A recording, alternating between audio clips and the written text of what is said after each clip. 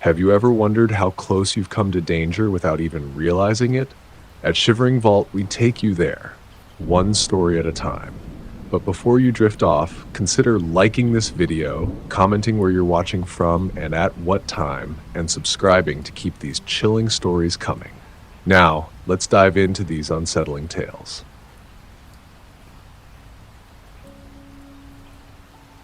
I've been working the night shift at a little motel in California for 3 years now. The kind of place you only stop at when you've got no other choice. It's off the main highway, far enough from town that you might not even notice it if you weren't looking for it. It's old, run down, and always smells a little like damp wood and stale air, despite my best attempts at airing it out.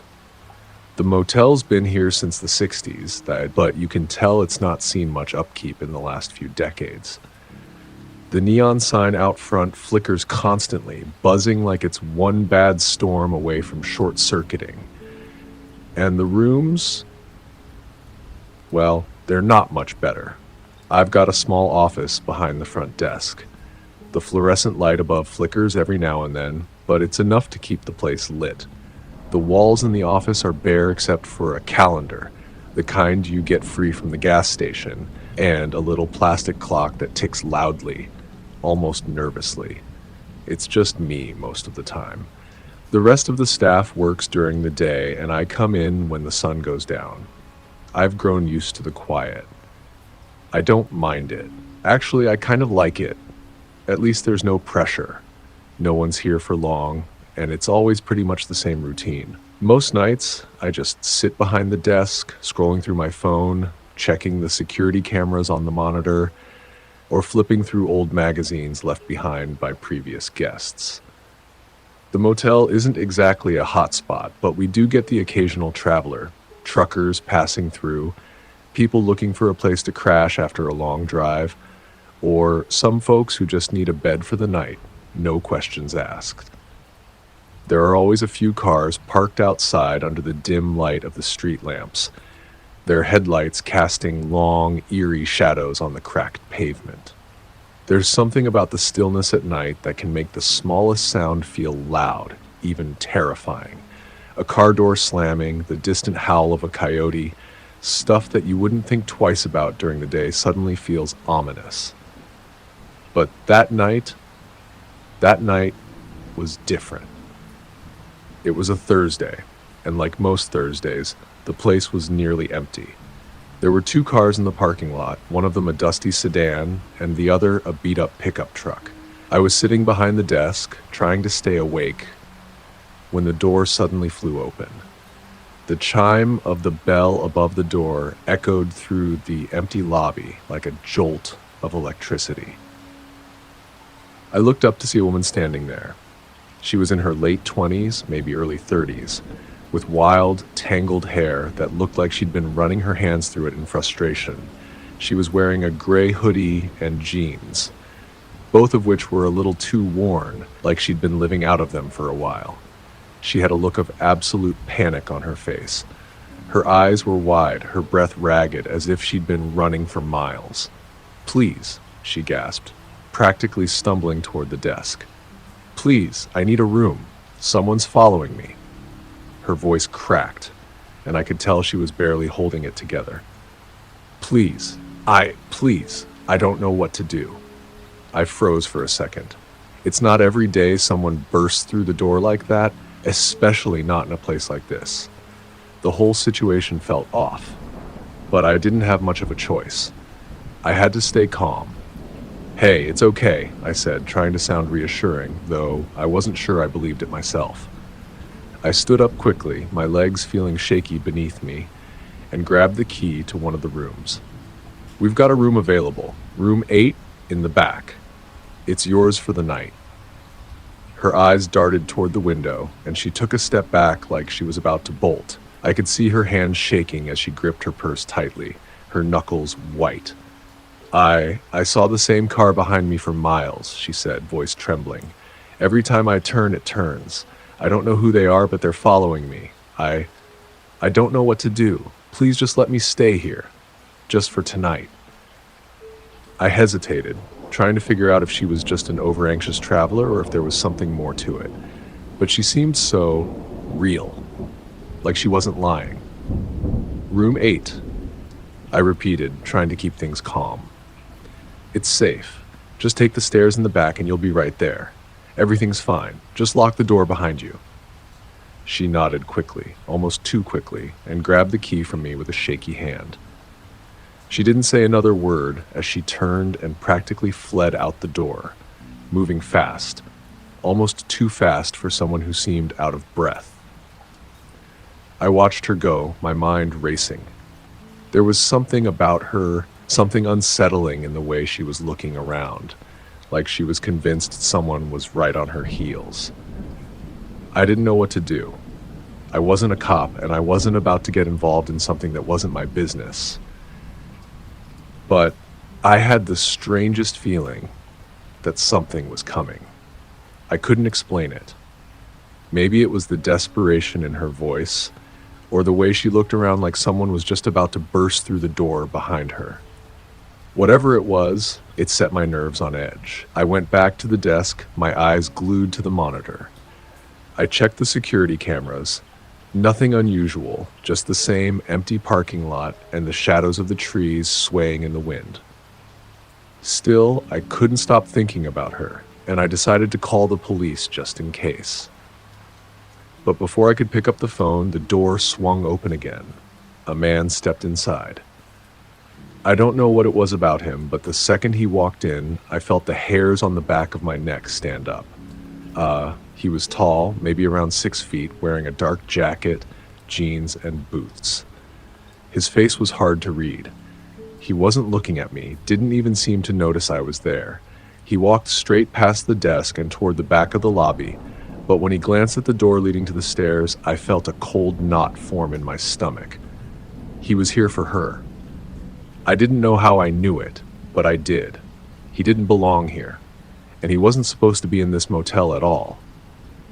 I didn't even think. I slammed my hand down on the lock under the counter, the click of it ringing out like a gunshot in the silence. My pulse hammered in my ears. The man didn't seem to notice the noise. He just continued walking, heading straight for the window. He stood there, looking out into the parking lot.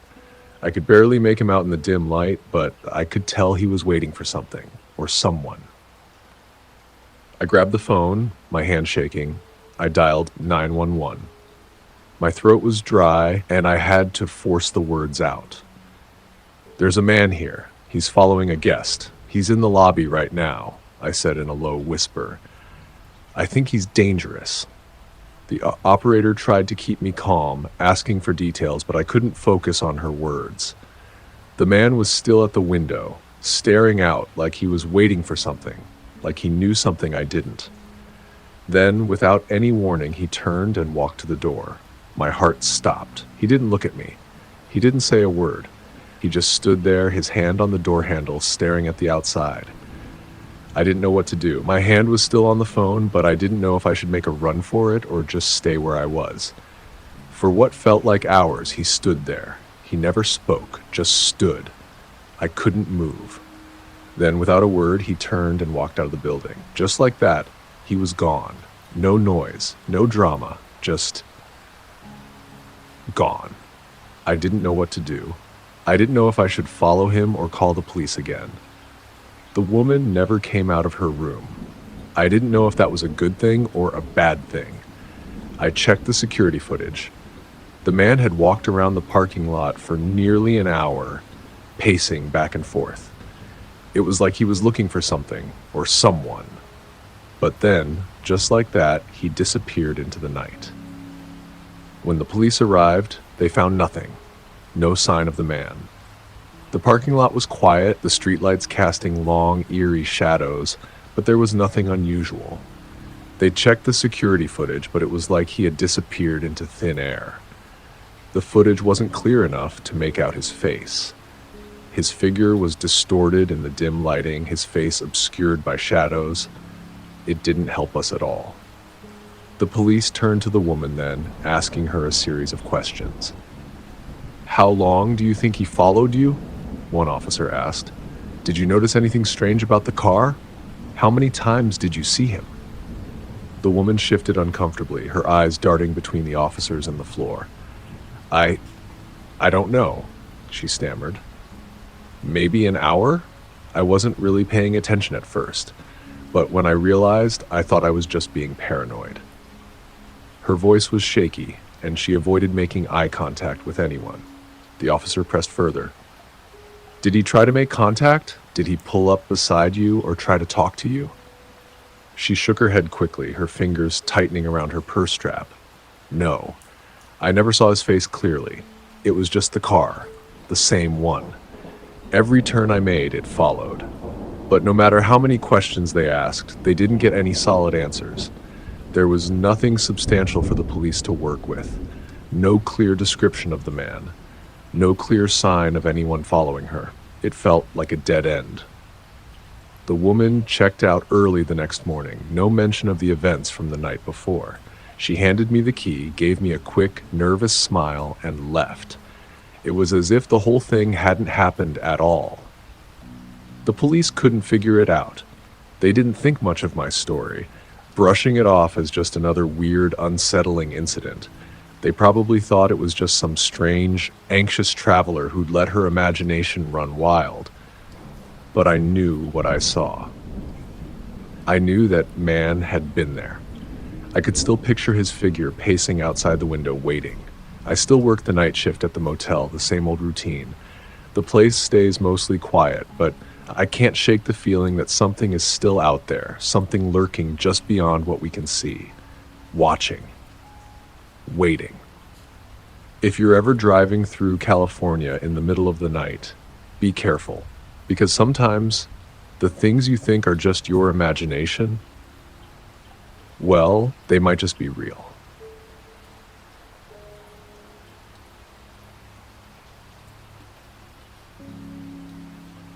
I've always been the type of person to enjoy their own company. There's something peaceful about being alone in your own space, without the constant noise or chaos of the outside world. So when I moved into this small house near the woods in California, I thought I had finally found my sanctuary. It was the perfect little place for someone like me. Quiet, remote, and far away from the bustle of city life. I work from home, a job that allows me to live the way I want to. I write for a living, mostly freelance articles, some blog posts here and there, and I've always found that kind of work suited my personality. No need for a strict schedule, no need to interact with too many people. My little house in the woods was all I needed. The house itself was modest, but charming. It's a small, single-story home with white peeling paint on the exterior. The backyard led straight into the woods, and from my living room window, I could see the trees stretching out for what felt like miles.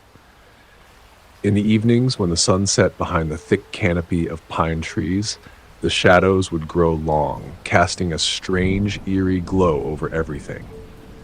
Inside, my house was cozy but a little outdated. The floors were hardwood, creaky in certain spots, but nothing that couldn't be ignored. I had a couch in the living room, a small TV, a coffee table covered in random books and magazines. The kitchen was simple, just a stove, fridge, and a tiny table by the window. My bedroom was just as unassuming, with a queen-sized bed and a dresser. But there was something about the bedroom that always felt a little off. It wasn't anything I could pinpoint exactly, but it was the kind of room where you'd glance over your shoulder more often than not, even when you were alone. It was around 2 months after I had moved in when things started to get weird. At first, it was nothing major, just little things that I brushed off. One night, I woke up at 3 a.m., drenched in sweat for no reason at all. It wasn't a nightmare. I didn't dream anything that I could remember. But I had this overwhelming feeling of dread, like something was just wrong. I remember the room felt unnaturally still, the air heavier than usual, like it was pressing in on me. I chalked it up to a bad night's sleep. After all, I'd just moved into a new place and I wasn't used to the sounds of the house, The creaks, the groans of the wood settling, the whispers of wind through the trees. I thought maybe it was just the house settling, or the strange way the shadows played in my room when the moonlight came through the window. Still, the feeling stuck with me. The days that followed didn't seem too strange at first. I went about my usual routine, writing, cooking, and spending time in the small yard when the weather was nice. But then I started noticing small things, little inconsistencies that didn't make sense. One morning, I woke up and went into the kitchen to make coffee. The curtains in the living room were slightly open. Now, I distinctly remember closing them the night before. I even double-checked them to make sure they were tightly pulled. But there they were, pulled back just enough to let a sliver of moonlight shine through. I figured it was just me being forgetful and dismissed it. The next day, I found dirt near the windowsill in the living room. Not a lot, just a small patch of dirt, as if someone had dragged their shoe along the floor and left a smudge.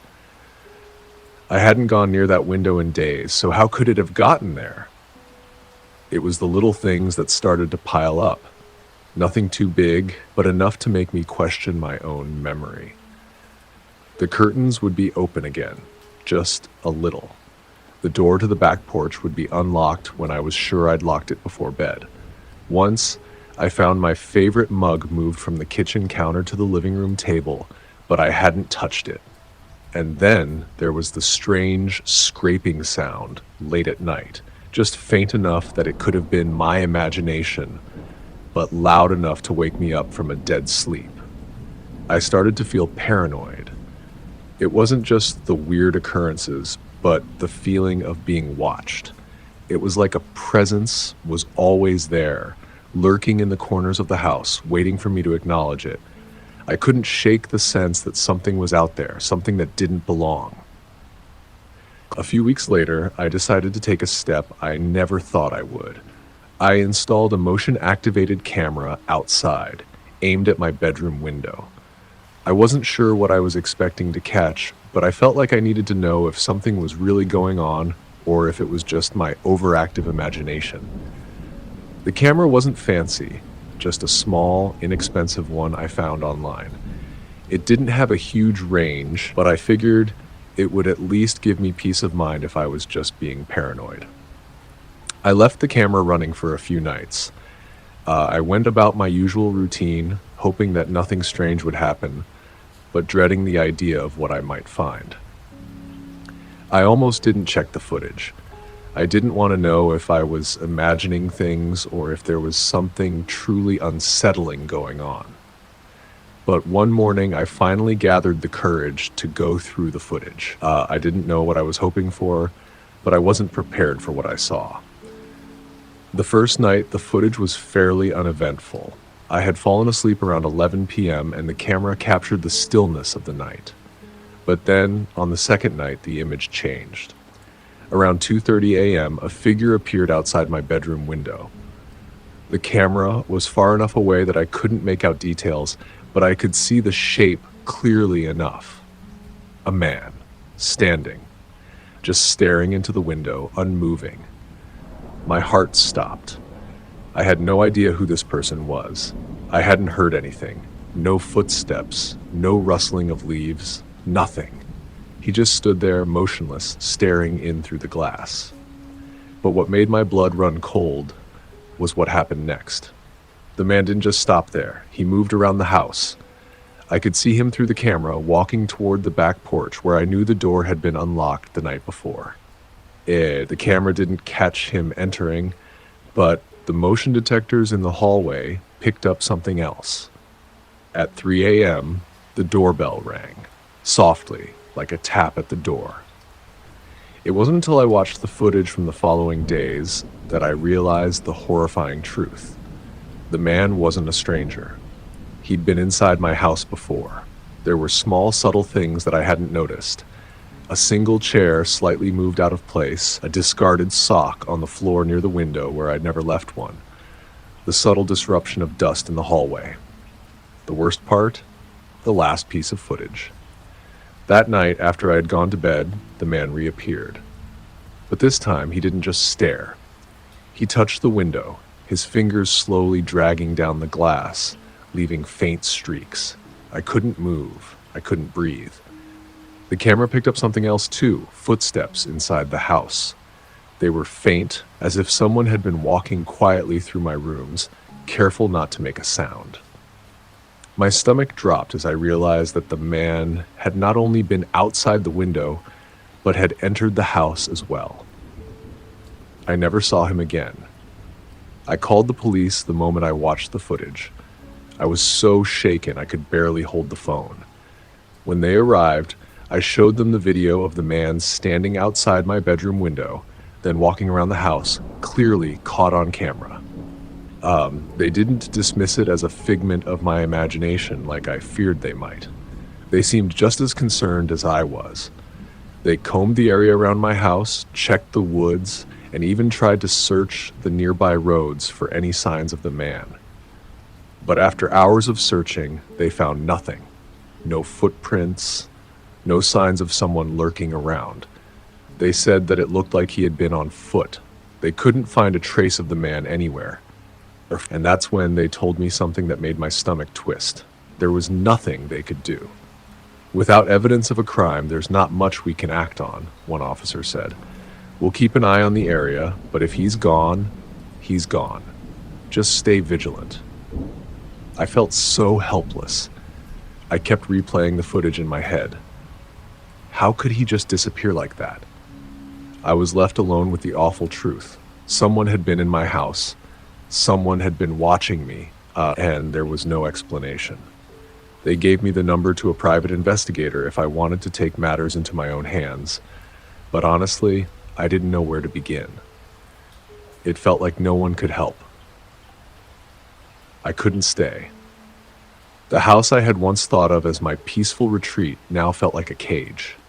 I couldn't shake the feeling that he might still be watching, waiting for the right moment to return. I packed up as quickly as I could and left within a week. I moved far away, trying to outrun the fear, but no matter where I go, the feeling of being watched never leaves me.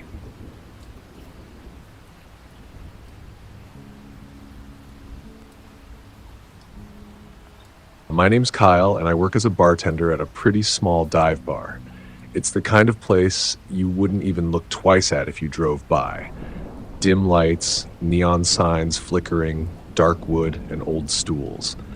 It's the type of spot where everyone knows each other's names. Most people come in after a hard day, grab a drink, unwind, and then leave. No big deal, just the usual, day in and day out. I'd say it's the perfect job for someone who enjoys being alone, but every now and then, something odd happens. And that's exactly what happened this night. I never thought anything weird could happen at my job, not in this sleepy corner of California. But what started as another normal night quickly spiraled into something I can't quite explain. My shift started around 5 p.m., like most nights. The weather that day was strange, overcast skies with an occasional drizzle. Not enough to call it rain, but enough to leave everything damp. The pavement outside gleamed with the remnants of a quick shower. The streets weren't totally empty, but it wasn't bustling either. There were a few folks walking by, heads down, their jackets pulled up against the damp chill. A few cars sped past, their headlights cutting through the evening gloom. I wasn't expecting it to be a busy night. It was just another Tuesday, quiet, low-key. The bar itself is tucked away in a less crowded part of town, so it doesn't get much traffic. The few regulars I had were already seated at the counter when I got there, sipping their usual beers. Everyone was friendly enough, exchanging small talk or just staring at the television in silence. Nothing special, really. The bar is cramped and dark, with a ceiling low enough that I've almost knocked myself out a few times while walking past the overhead shelves. The air always smells like stale beer, and if you stay too long, it gets into your clothes. The wooden floorboards creak underfoot, and there's a small jukebox in the corner that doesn't always work, but when it does, it hums a slow country tune. The place doesn't look like much, but for some reason, it has a sort of charm about it. I can't complain too much about my job. It's pretty simple. I keep the taps flowing, wipe down the counters, and make sure no one's starting trouble. It's not the most exciting work, but I've grown accustomed to it. The regulars don't ask for much. They sit, drink, and leave. That's all there is to it. Around 11:30 p.m., I started cleaning up. The bar was quieter by then. Only a couple of folks were left nursing their last drinks. I remember the air feeling heavier that night. Maybe it was the dampness seeping in from outside, but something felt off. The kind of off feeling you get when you walk into a room and know something's changed, even if you can't put your finger on it. By 12:45 a.m., the place was practically empty. Only one of the regulars, Mike, a retired mechanic, was sitting at the end of the bar, finishing his beer. I always liked talking to Mike. He had this gravelly voice and a knack for telling stories about the good old days when he worked on cars. He wasn't a problem, just a quiet guy who preferred a peaceful drink after a long day. I went back into the office to grab my jacket, and that's when I noticed the time. It was just after 1 a.m. I was ready to head home like I always do, but something kept tugging at me. I remember standing by the register, looking around at the empty bar, and just feeling weird. Maybe it was the sound of the rain tapping against the windows, or the low hum of the jukebox still playing in the corner. I don't know. It was just an unsettling feeling I couldn't shake. But I pushed it aside, grabbed my jacket off the back chair, and placed my car keys on the counter as usual. That was the last thing I remember clearly before everything went wrong. I don't know if it was the exhaustion, the strange vibe in the air, or just my mind playing tricks on me. But when I turned to grab my keys off the counter later, they weren't there. At first, I didn't think much of it. Maybe I moved them by accident while wiping down the counter or dropped them somewhere. But when I checked every corner of the bar, every surface, and found nothing, a sense of dread began creeping in. I retraced my steps. The bar was dead quiet, just me and Mike now. I glanced over at him, but he was busy with his own thoughts, sipping on the last of his drink. I scanned the counter again. No keys. My stomach sank. I double-checked the back office, even though I was certain I hadn't put them there. Nothing. I walked around the bar again, just in case I had knocked them onto the floor, but they were gone. I checked the bathrooms. Empty, no keys. The more I looked, the more frustrated I got. The place felt off. I knew I should have just called it a night and gone home, but I couldn't leave without them. My car was parked a couple of feet away, right outside the bar. It wasn't exactly a busy street, and it wasn't well lit either, with the only light coming from the streetlight above it. Still, I felt this compulsion to check the area. I stepped outside and let the cool, damp air hit me. I remember the rain, soft and steady, almost like a whisper against the pavement. The street was practically deserted, no one in sight. The only sounds were the soft murmur of the rain and my own footsteps. The car was parked under the dim glow of the streetlight, just like it always was. I stopped a few feet from it, scanning the shadows. Then I saw him. A man. He was crouched over inside my car, leaning forward with his arms stretched out across the steering wheel. I could barely make out his silhouette against the faint streetlight, but I could tell he was trying to start the car. His movements were frantic. He wasn't even looking around, just hunched over, fiddling with the keys or the ignition. My mind raced. I stood frozen for a second, unsure of what to do. For some reason, I thought about running back into the bar, calling the cops. But I knew my car wasn't just any car. It was all I had. I couldn't let him take it. I couldn't believe someone was bold enough to break into my car right in front of me. I slowly took a step forward. "Hey!" I shouted, voice a little louder than I intended, my heart racing. "What the hell are you doing in my car?" The man froze instantly. His head snapped up, his eyes wide with panic. For a split second, I thought I might have scared him off. "Get out of my car!" I yelled again, stepping forward more, now starting to walk towards him. The man's head snapped back toward me again, his eyes wild. But this time, his expression changed. It wasn't fear, it was anger, desperation. He swung his body out of the car, and I saw something in his hand, a knife. He held it like a weapon, glaring at me like he was ready to strike. "Get back!" he shouted, his voice ragged, raw. My heart was pounding in my chest, but I knew I had to do something. I stepped back and reached for my phone, my hands shaking as I dialed 911. "I need help. Someone's trying to steal my car." The man lunged at me, his knife raised, but I dodged just in time, barely avoiding the swing. My mind raced. Was he going to hit me? Was he armed with something worse? He came at me again, and I could hear the rain falling harder now, masking the sounds of his heavy breathing and my own. I backed up, barely avoiding his attack. "Stop! I'm calling the cops!" It wasn't until that moment that the man seemed to realize I wasn't going to back down. He stopped, his eyes flicking to the phone in my hand. For a brief second, he hesitated, then turned and bolted into the darkness of the alley beside the bar.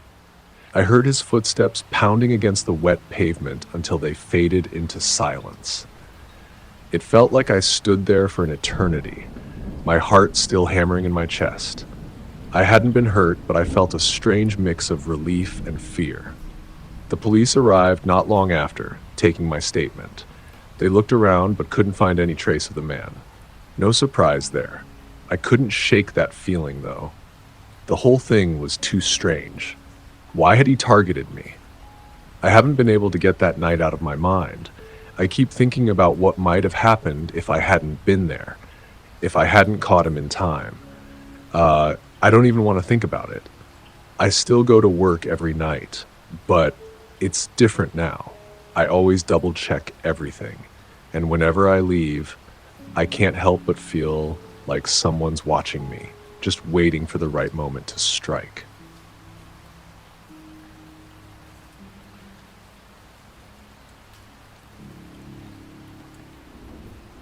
I had recently turned 28, and for the past few years, I'd been slipping into a routine of bad habits.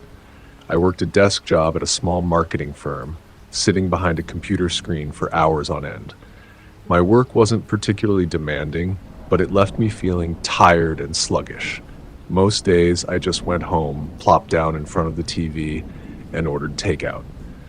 The idea of going outside, let alone exercising, seemed like an afterthought. But as my 28th birthday approached, I started to feel uncomfortable in my own skin.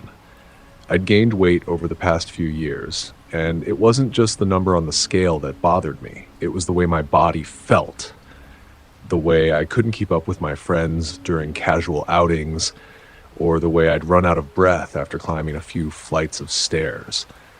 I didn't want to get older and realize I hadn't done anything about it, so I decided to take action. It was late September when I made the decision to start jogging.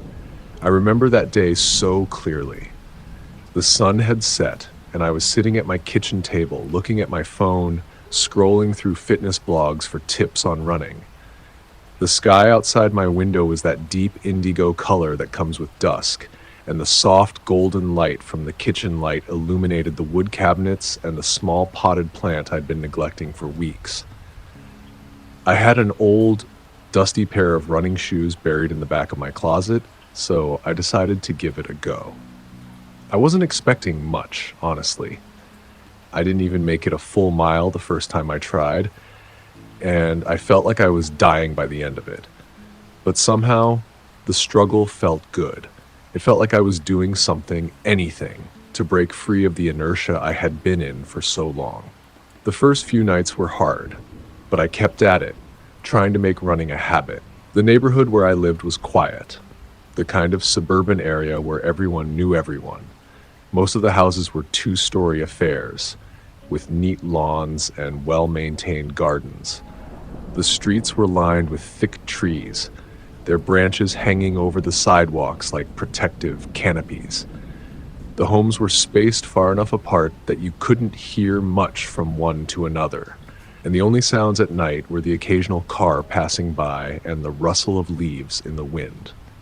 It was peaceful. Too peaceful, maybe.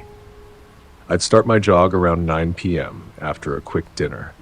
By then, the streets were quiet and there was a sense of calm in the air. The only thing I could hear was the sound of my feet hitting the pavement and my labored breathing. At first, I didn't notice much. The houses were still dark, with only the occasional light spilling from a window, and the air was warm enough to make me sweat, but cool enough that it didn't feel suffocating. The first time I saw him, I thought I was just being paranoid. It was the third night of my new routine. I'd made it a bit farther this time, about 2 miles, I think.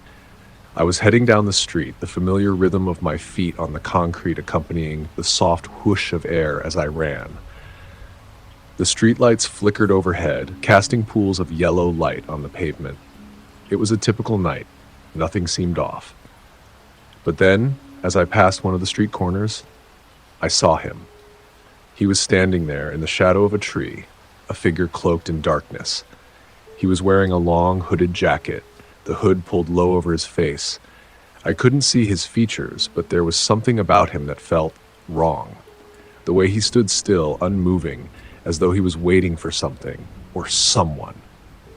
I slowed down just a little, trying to get a better look, but it was too dark. He could have been anyone, right? Just some guy hanging out on a quiet street corner. I pushed the thought aside. I'd been running on the same route for days and hadn't seen anyone else around, so I convinced myself I was just overthinking things. Maybe it was nothing. But something about it felt off. The next night, I saw him again. This time, I was prepared. I made sure to keep my eyes forward, my pace steady. I tried to ignore him, telling myself that he was probably just a neighbor or some random person. But as I passed that same corner, I noticed that he didn't move. He just stood there, staring at me from beneath his hood. The hairs on the back of my neck stood up. I could feel him watching me as I passed. I had this weird, overwhelming sensation that he knew me, that he was waiting for me.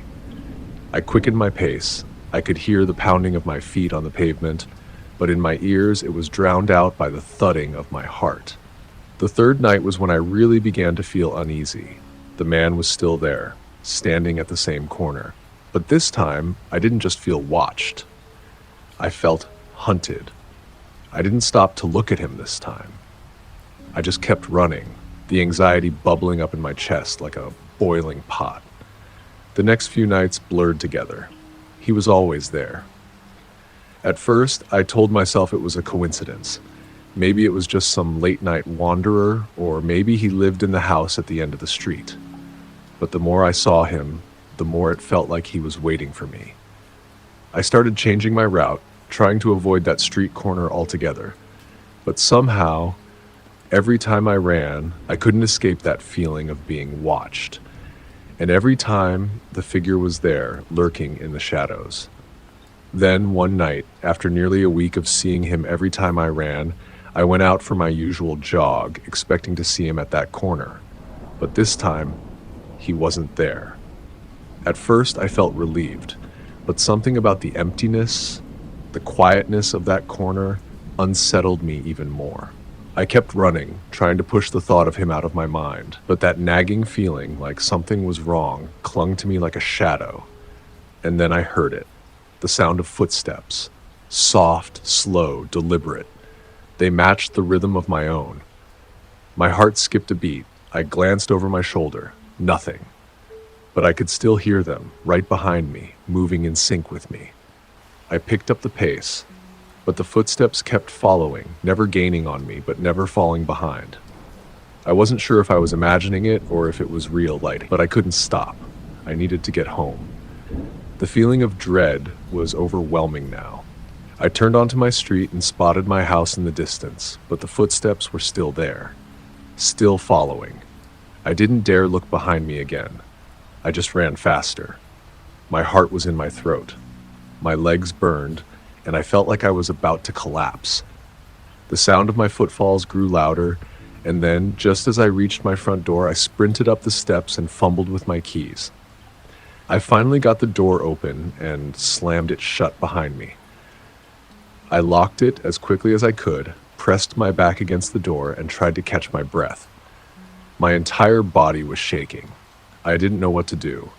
I didn't know who that man was or why he was following me, but something told me it wasn't good. I stayed awake that night, staring out the window, expecting to see him lurking in the dark. But I didn't see anything. Just the empty street, illuminated by the harsh glow of the streetlights. The next morning, I tried to push everything out of my mind. I convinced myself it was just my imagination running wild. But when I turned on the news, I felt a chill run down my spine. There was a report about a string of break-ins in nearby neighborhoods. The camera showed grainy footage from a security camera of a man moving around the backyard of a house just a few streets away. His silhouette was unmistakable, the same hooded figure. He was lurking around the house, waiting, just like he had been standing at that corner. The police said he had been seen around the area for several weeks, always at night, always lurking in the shadows. They didn't know who he was, but the footage was clear. It was him. I wanted to scream. I knew it. I knew he had been following me, but he never came back. After that night, I never saw him again. I still jog now, but every time I step out of the house, I feel that familiar dread. The feeling that someone is watching, waiting.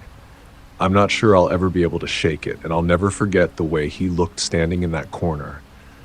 The way he never moved, never spoke, just waiting. Waiting for me.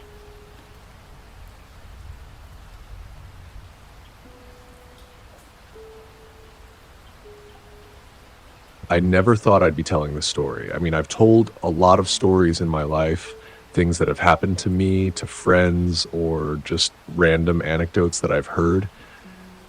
But this is different. It's not something I've ever been able to shake off. And now, writing it down like this, it's almost like reliving it all over again. But I feel like I need to share it. Maybe writing it down will help me make sense of what happened, or maybe it'll just make it worse. I don't know. My name is Alex.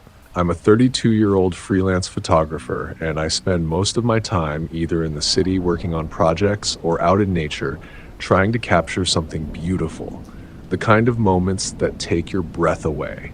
It's not a glamorous job, but it's mine, and I've gotten used to the unpredictability of it. Some days are slow, with little work coming in, and others are packed with shoots and deadlines. Still, I wouldn't trade it for anything. I live in California, not in one of the crowded coastal cities, but more inland, near the foothills. You get all the advantages of living near the city, but without the constant noise and chaos. When I'm not working, I like to get away, escape to the woods, and take some time to recharge. The forests around the Sierra Nevada have always been my favorite. Miles of trails, towering trees, and quiet streams. It's where I feel most at home. The day it all started was just like any other. The weather was perfect for a hike. The sun was shining, the skies were clear, and the air smelled fresh. The kind of day that makes you feel like nothing could go wrong. I had packed up my gear early in the morning, ready to hit the road. I had no specific destination in mind, just looking for a new place to shoot. By midday, I found myself winding my way through the back roads, heading into the mountains. The drive itself was beautiful. The road twisting around hairpin turns, the car windows rolled down to let the breeze in. As I ascended, the trees grew taller, the air thinner, and the sounds of the world below faded away.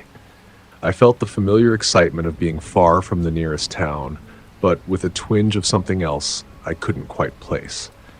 I didn't realize it at the time, but this would be the last time I'd feel that calm for a long while. It wasn't until I hit the trailhead that I realized how isolated the area was. I had been here before, but this time something was different. The place seemed off. There were no other cars parked, no people coming or going, just the stillness of the trees and the dirt path leading into the wilderness. The kind of place where you could disappear without anyone noticing. I parked my Subaru in a corner of the gravel lot and took in the view. The sun was beginning to dip below the horizon, casting a warm golden light through the trees. A light breeze rustled the leaves and the forest seemed alive with the sounds of wildlife. Birds chirped high up in the canopy, and small critters scurried through the underbrush. It felt peaceful, but I couldn't shake the feeling that something was watching me. I decided to stay the night there. I had a sleeping bag and enough snacks to get me through. I wasn't expecting anything to go wrong, but as the night crept closer, the quiet became heavier, almost suffocating. I hadn't seen anyone on the trail since I'd arrived, and that made me more comfortable in a strange way. Who would bother a guy just passing through? I didn't want to go to bed too early, so I spent some time snapping photos of the fading light. The forest was changing color, the trees casting long shadows over the dirt path. It looked like something out of a dream. Eventually, the sun set, and I climbed into the back of my car, lying down on the makeshift bed I'd set up. It wasn't luxurious, but it was fine for one night.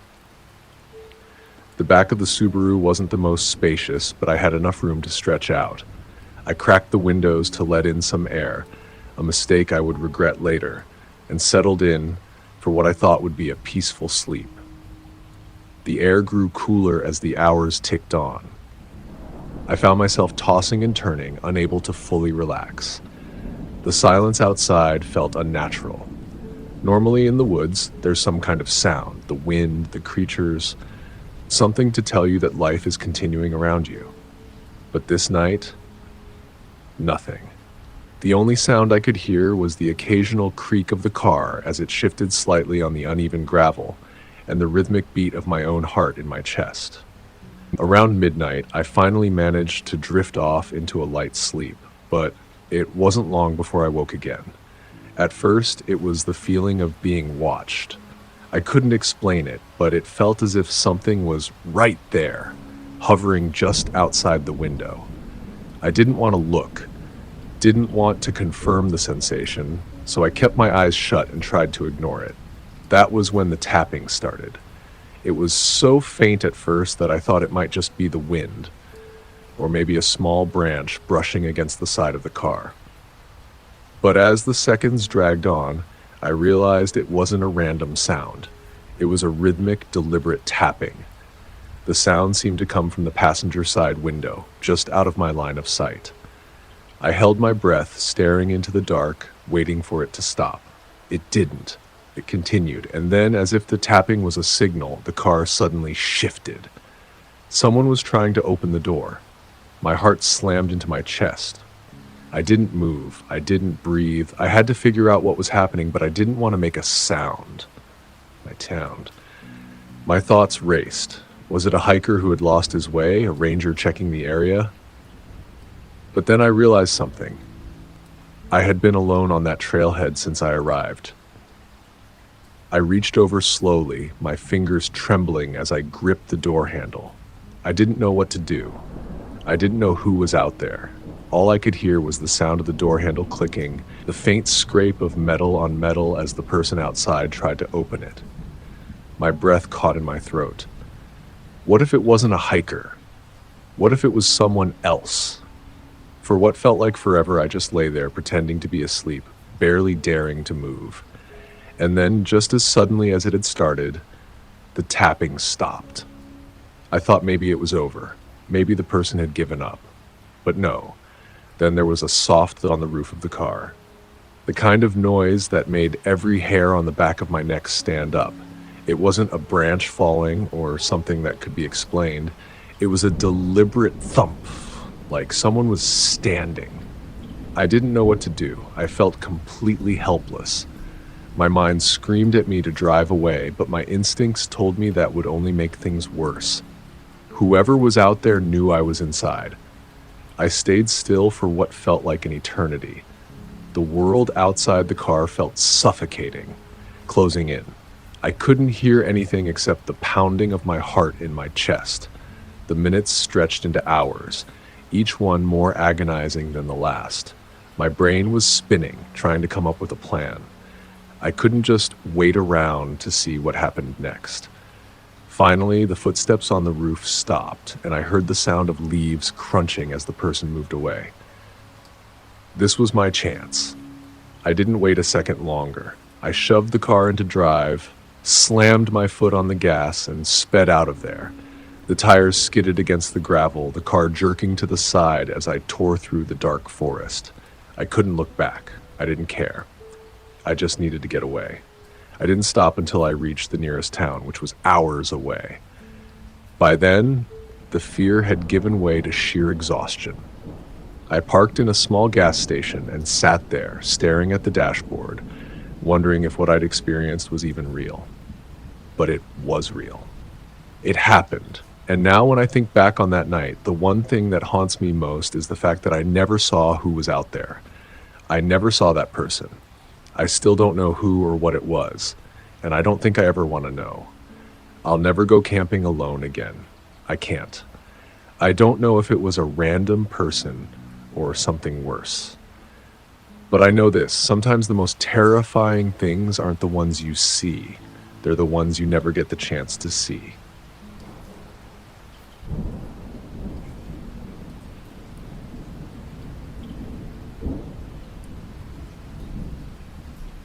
My name is Mark. I'm a pretty ordinary guy, nothing special. I'm in my late 20s, just trying to get by. I work at a small tech company in a sleepy town nestled in the hills of California. My job is nothing glamorous, mostly desk work and tech support. It's not bad, but it's not something I wake up excited to do every day. I spend most of my time hunched over a computer, fixing software issues, or making sure the company's systems stay up and running.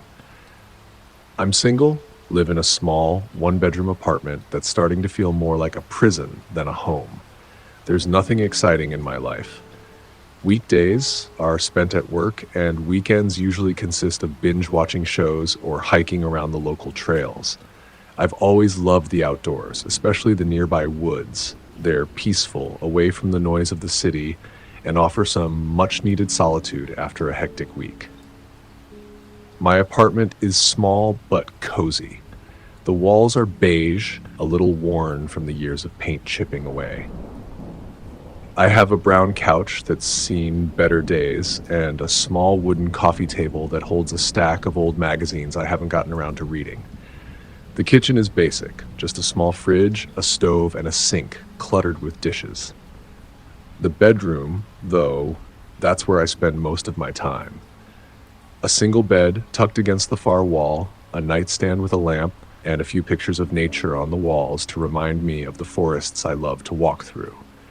There's a window near my bed that overlooks the small park behind the building, but I rarely keep the curtains open.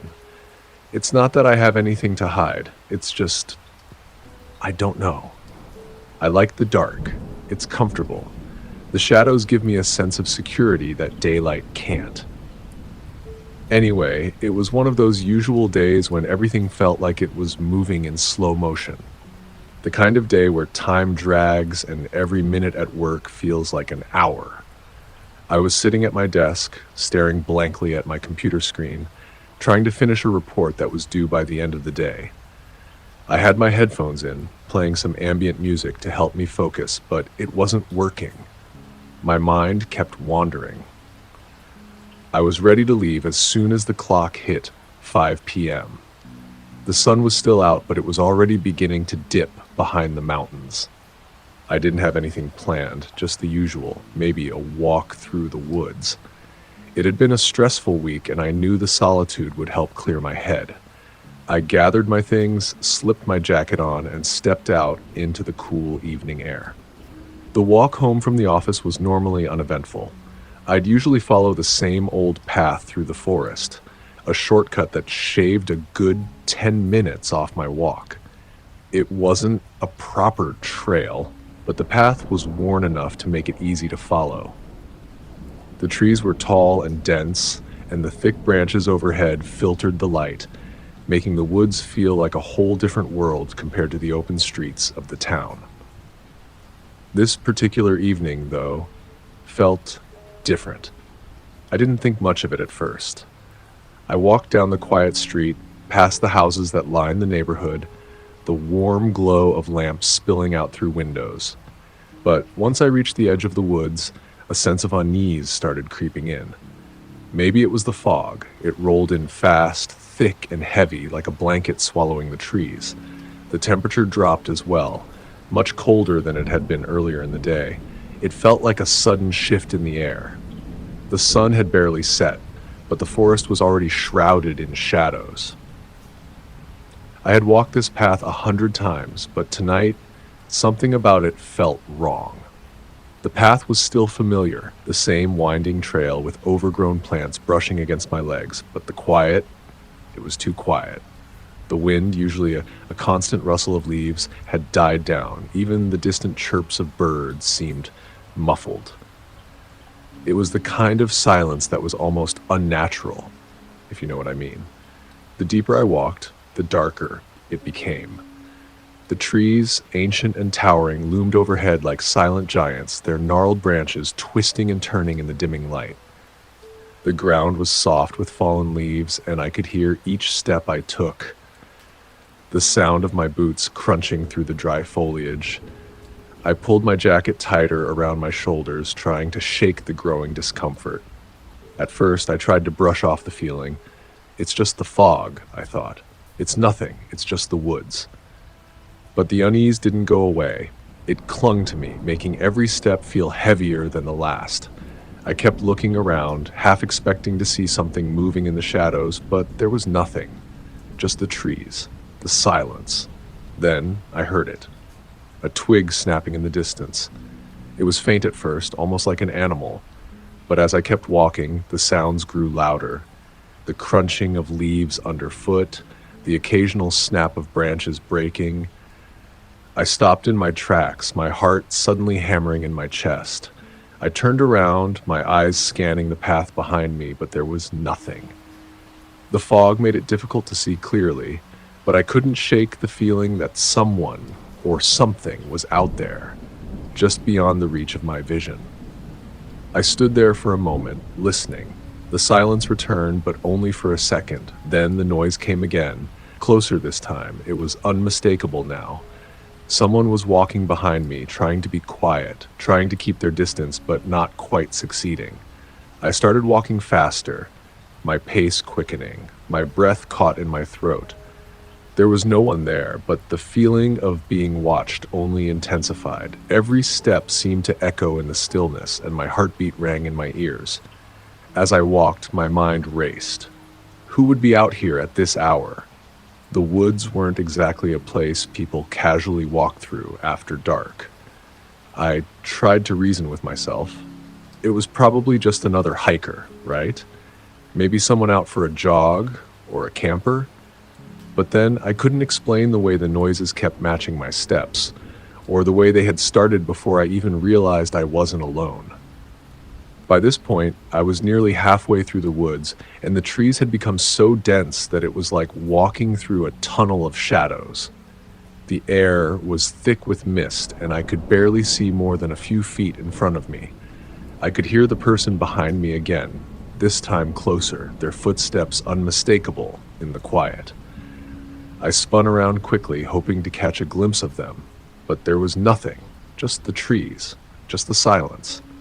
I continued walking, now feeling more and more like I was being followed. There was no rational explanation for the way my heart was racing, no reason why my skin was prickling with a sense of dread. And then I saw him, a figure standing just off the path, hidden behind the trunk of a large tree. I couldn't see his face, but he was tall, broad-shouldered, and wearing dark clothing that blended in with the shadows. His movements were slow and deliberate, like he was trying to stay out of sight.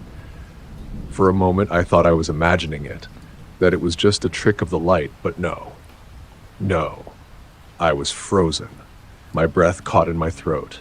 He wasn't moving, just standing there, his form partially obscured by the tree. But I could feel him watching me. I could feel it. I didn't wait to see if he would move. I didn't give myself a chance to think. My instincts kicked in and I turned, running as fast as I could. My boots pounded the dirt path as I sprinted toward the edge of the woods. I could hear him now, moving behind me, the sound of his footsteps quickening. The terror surged in my chest. My lungs burned, but I didn't stop. I didn't look back. Finally, after what felt like an eternity, I burst out of the woods, stumbling into the open air. I didn't stop running until I reached the front door of my apartment, slamming it shut behind me, locking it with trembling hands. My heart was still racing as I stood there, trying to calm down. I felt like I could still hear his footsteps in the distance, like I was being followed even now. But when I checked the street, there was no one, just the fog. I didn't know what had happened. Was it real? Was it some sick joke? Maybe it was just some prankster trying to scare me. I don't walk there anymore. I've found a new route to work, one that stays away from the woods altogether. I'm not going to take any chances. And every time I hear something rustling in the bushes, I can't help but wonder, is he still out there? Watching? Waiting? The forest may look peaceful on the surface, but there's something lurking in the shadows.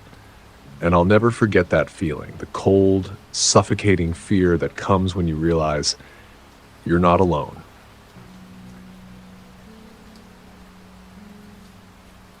That's it for today's tale from Shivering Vault. If you have a story worth sharing, drop it in the comments or send it our way. Don't forget to subscribe and share with your fellow thrill seekers. As always, the Shivering Vault thanks you for unlocking today's tale. Until next time, the vault awaits your return.